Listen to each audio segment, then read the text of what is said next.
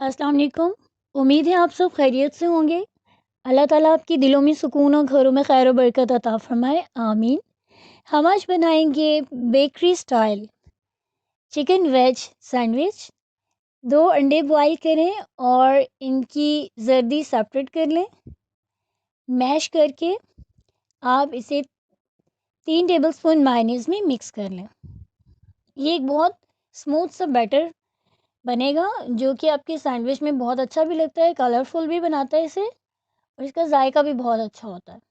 3 tablespoon बारीक कटी हुई हरी प्याज, 2 टेबलस्पून ग्रेट की हुई बंद गोभी, 3 टेबलस्पून ग्रेट की हुई गाजर और इसके साथ 4 से 5 टेबलस्पून उबली हुई चिकन जिसे हमने श्रेड कर लिया था।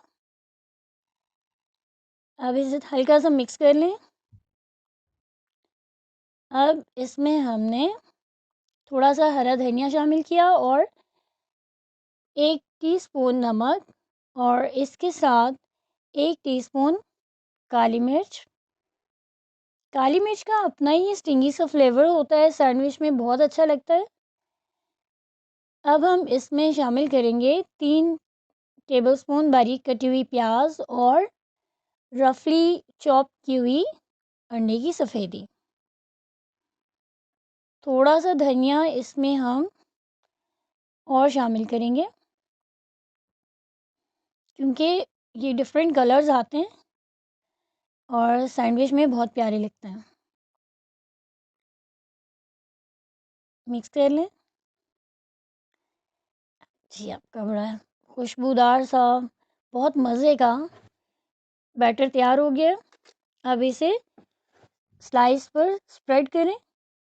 आप चाहें तो स्लाइस को नॉन स्टिक पैन में थोड़ा गर्म भी कर सकते हैं, लेकिन इससे आपके सैंडविच थोड़े से फ्लैट हो जाएंगे। तो अगर आप इन्हें फ्लफ़ी बनाना चाहते हैं तो आप इसी तरह से इसके ऊपर मिक्सचर फैलाएं और सेकंड स्लाइस इसके ऊपर रखें और छुरी से 2 पीस कर लें। सो इस तरह से आपके सैंडविच तैयार हो जाएंगे। उम्मीद है आपको ये रेसिपी पसंद आएगी और आप इसे बहुत एंजॉय करेंगे। Thanks for watching. अल्लाह हाफिज़।